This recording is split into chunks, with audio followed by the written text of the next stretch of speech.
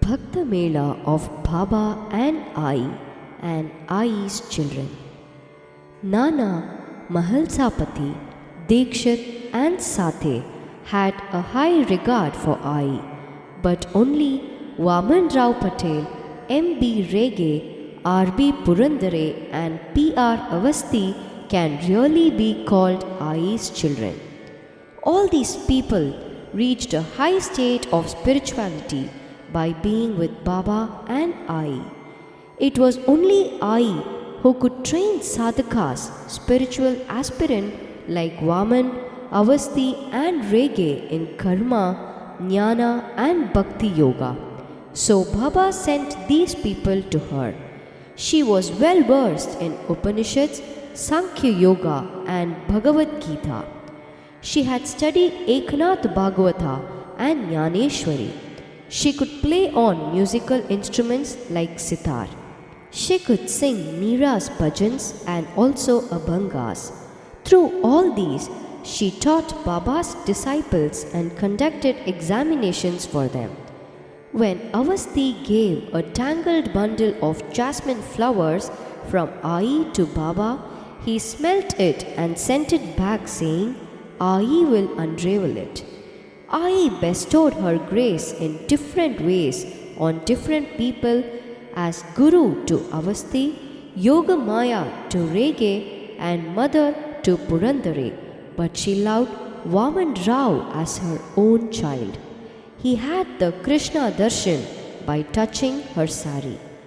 The book penned by Vaman Rao, who took sannyas much later and came to be known as Swami Sai Sharananand in Gujarati and transcribed into Telugu as Devudu Unnadu Ledam Tave Mamma by Srimati Vimala Sharma and Radhakrishnaayi by Kotharu Sri Satyanarayana Rao are rich sources of information about Radhakrishnaayi, and accounts given by others in their writings and letters reveal the unique relationship between these four sadhakas and Aayi and the way Aayi shaped their spiritual evolution at the behest of Baba.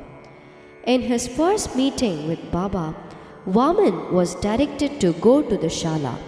When Vaman went to the Shala, which was a small hut, he saw therein pictures of Baba, Panduranga and an idol of Krishna.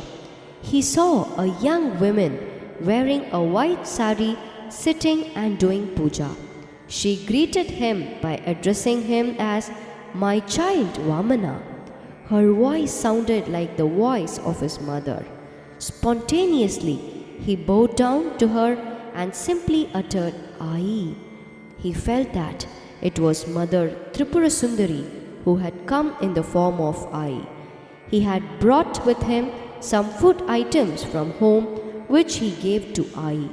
During the next visit, on Aayi's suggestion, Vaman brought some millet bread which he gave it to her.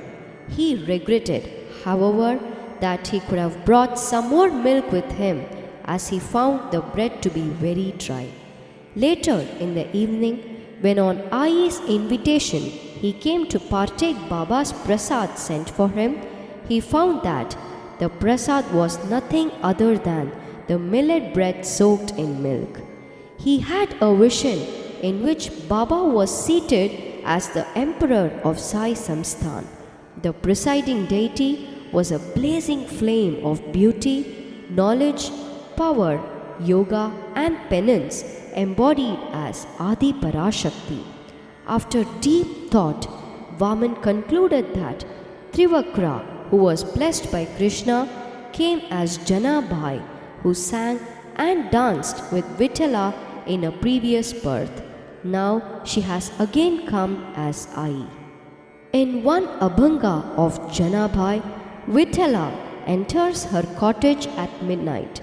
I am hungry, bring me some food, he tells her. Jana is helpless as she does not know how to prepare food immediately. Pandarinatha then takes out the plate which Jana has kept covered. That was the same plate which he had pushed aside earlier that day in Namadeva's cottage, hardly eating anything. Everything on the plate is mixed and both of them eat. One feeds the other. This indeed is the prasada which Baba mixes and shares with all at the Dwaraka Mai, which is Dwaraka itself. It is Gopal Kala which he distributes, which is as sweet as nectar. Every day, without fail, Baba sent this prasada to Radhakrishnaayi, consisting of one roti, some sabji, and Charanatirtha. One day, Baba gave one roti to a dog. Baba ate the remnant of what was eaten by the dog and sent a portion of it to Radhakrishnaayi through Avasthi. When she placed the piece of roti on the plate with great devotion and started eating, Avasthi shouted, "Oh no, it is the remains of what the dog ate. Should a Brahmin widow eat it? It is against the rules of orthodoxy." But Aayi ate it all up, disregarding the protest. This is the prasada which Baba also ate. It is that what matters. What if the dog ate? Saying this casually, she laughed. This incident is described in Sri Shirdi Sai Bhagavatam. Aayi shared all her problems in practicing this Nishkama Karma Yoga with Vaman, whom she called her dear child. Vaman practiced pranayama and asana under Aayi's guidance. Aayi looked on everybody with the love of a mother, but she had a special love for Vaman. Aayi used to say, "Just as a cow finds out her own calf in a crowd of calves, I now see you as a child for whom I had done penance in several births." She told Vaman that a motherly feeling wells up from her womb when she sees him. Aayi used to pamper Vaman like a child. On the 4th day of his first visit, in a playful mood, she gave him a sweater and adorned him with a turban and said that he looked like a Varkari. Vaman was astounded that Aayi knew the practices and customs followed in his home at Mumbai. She used to wake him up at 6 a.m. exactly like his sister did. She used to shout, "Vaman, get up, tea is ready." Aayi always made Vaman feel at home. At the same time, Aayi was also strict with Vaman if he did not carry out his tasks diligently. Once she slapped Vaman for not averting wastage while the Dwaraka Mai was being whitewashed. But later she repented for her harsh act and apologized to Vaman in his room. Aayi was also very considerate towards Vaman. Some glass domes fixed in Dwaraka Mai, Chavadi and at Aayi's house were accidentally broken by Vaman. When he made arrangements with Shivaram Naveskar to buy glass domes and install them, she dissuaded Naveskar from buying them with Vaman's money. Aayi used to draw water from the village well late in the night. When Vaman offered to carry the filled vessels for her, she declined the offer. Sometimes she allowed Vaman to assist her in her tasks, but not when his family members were present in Shiradi. Temperamental as she was, she used to empty the vessels if Vaman disregarded her advice and carried the filled vessels. Sai also used to express his annoyance if he performed some tasks in the presence of his family members. In their very first meeting, Aayi talked about her dreams and visions with Vaman, who practiced meditation from a young age to have God vision. As he was meditating in Somnath, Lord Shiva appeared before him and listened to his Shiva Stuti. In the same temple, he had the vision of a fakir whose eyes emitted a blue light. The fakir called him, "Come to me, you have to do some work." When Vaman went to Shirdi in 1911, he saw the same fakir. The fakir told him, Will you not bow down? Baba's words brought him back from Samadhi. Baba said, "Do not come here often. Go to Shala. You will get what you need in Shala. You have to go beyond the physical level and see the soul. Your vision will then become broad." At the Shala, Aayi asked Vaman, "Did you come here last evening? Wasn't it Baba who sent you here? As you are orthodox, I will arrange for your food." Vaman replied, "How do you know all these facts?" Aayi said, "All my thoughts center in my Maharaj. If a breeze blows there, it is felt over here." The conversation continued. "You know, I learnt here both Nishtha and Saburi. Once, Baba drove me away by throwing stones at me, but I never ran away. I totally surrendered to him, who is none other than the Lord of Pandaripura. I am less than the dust of his feet. I should offer myself at his feet and melt away like the camphor, become dedicated, Ankita, to him. He is testing me like a guru and uses me like a touchstone." Apart from serving food, Aayi taught Vaman yoga, pranayama and Sankhya yoga. When Vaman had some doubts on a few portions of Gita Rahasya of Lokamanya Tilak, Aayi clarified the same to his satisfaction. On such occasions and many a time when she was all by herself, there was unusual brilliance in her, though her room was not well lit. Once Aayi went into an ecstatic state when she was held the book titled Navanitha. The image of Lord Krishna was imprinted in her heart as described in the book. Similarly, the biography of Gaurang Maharaj made a strong spiritual impact on Aayi. She was in a blissful state after reading it. On another occasion, when Vaman read out the story of a Bhaktha, Aayi went into a trance. She woke up only when a streak of lightning appeared before her. Again, tears rolled down her cheeks when Bhakti Mala of Nabhaji was read out to her by Kaka Saheb Dikshit. In fact, whenever she listened to the biographies of Satpurushas, she became blissful, and at those moments she was covered in a flood of light. When Vaman read out Sri Ramakrishna Bodhamrita to Aayi, she wished that the Gospel of Sri Ramakrishna could have been titled Dispeller of Illusion. Baba Saheb Jog reminded Vaman, "While reading this, listen also to Aayi's Upadeshas and understand them."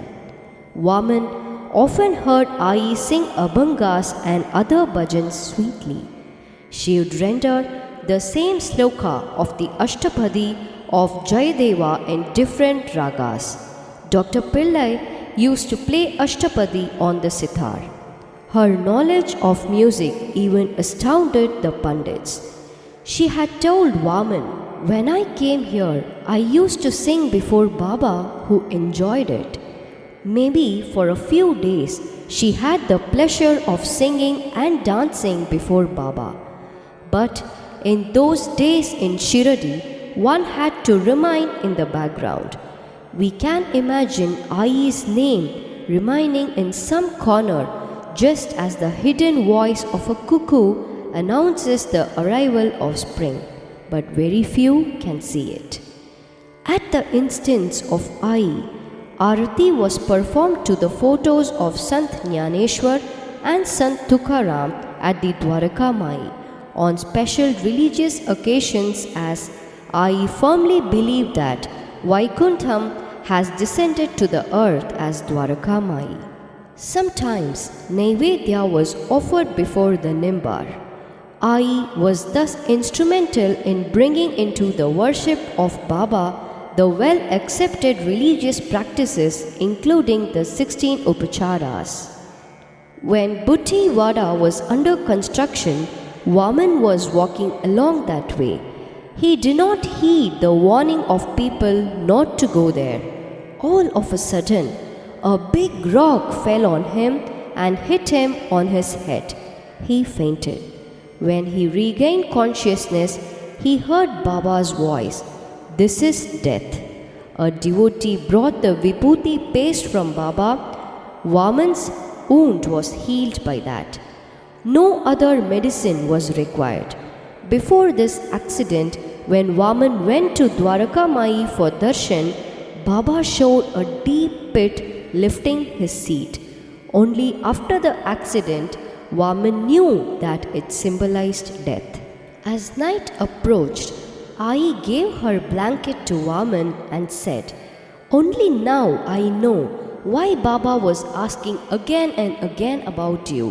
He was very angry. He even hit some devotees. Now it is clear that he was driving away death from you." During the night, Aayi came twice and looked at him with kind glances. Vaman has this to say. After a few days, Aayi taught me Apana Vayu Urdhva Pranayama. By this, the Prana Shakti, life force in both of us was united. She linked her Prana Shakti to mine for 10 minutes, thereby giving her Shakti to me. In other words, she gave some portion of her lifespan to me, thereby increasing mine.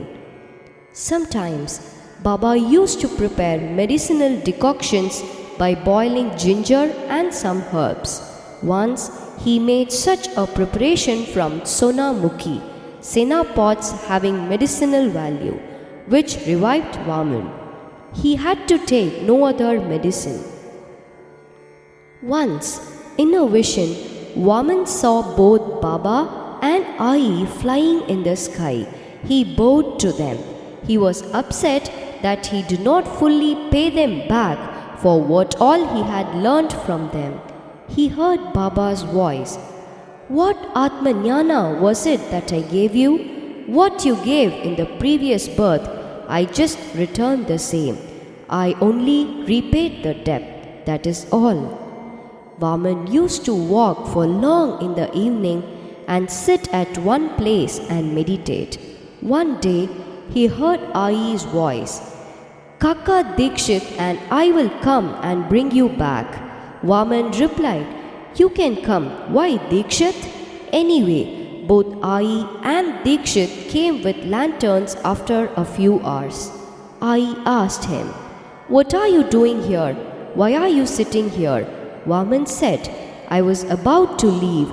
Then I saw a bright light in which I saw the temple of Eknath Maharaj. I sat down." Aayi replied, "There is no such temple in Kopargan." When they returned to Shirdi, Aayi said, "You are a unique person. You have brought my Guru Eknath Maharaj to me." Once, Aayi gave a green chilli to Vaman. It was not spicy at all. By eating that, Vaman got a divine vision which revealed things that were invisible before, but making the things existing in that room invisible. For instance, Aayi wanted a towel which Vaman could not see. She gave it to him. It meant that without Guru's permission, Guru Seva would not take place. Aayi explained that taking food was also a yajna. She told Vaman about pranahuti and the nutritional value of food, all this while serving food. In 1914, Aayi told Vaman not to eat rice. Baba told him to eat red onion, which Vaman found it difficult. Just before his law examination, Vaman became very weak and could not eat properly. He expressed to Aayi that he would come and stay in Shirdi till the examination was over. He did so. During that time, once Aayi said, "Baba is distributing cut pieces of watermelon and muskmelon at Dwarakamayi.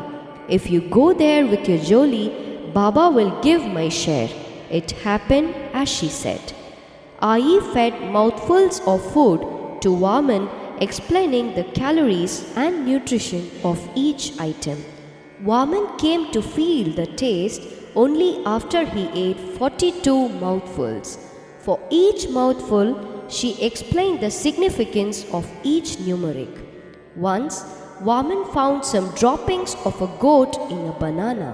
He removed them and ate the fruit. On another occasion, Vaman ate the chutney sent by Baba to Aayi and suffered from stomach pain. Similarly, Aayi set aside once for Vaman a portion of dal rice sent by Baba, which he found to be very sore. He realized that it was not meant for him. This is how yogis avoid the food which is not good. Eat whatever is your due is another lesson. Jai Sai Ram.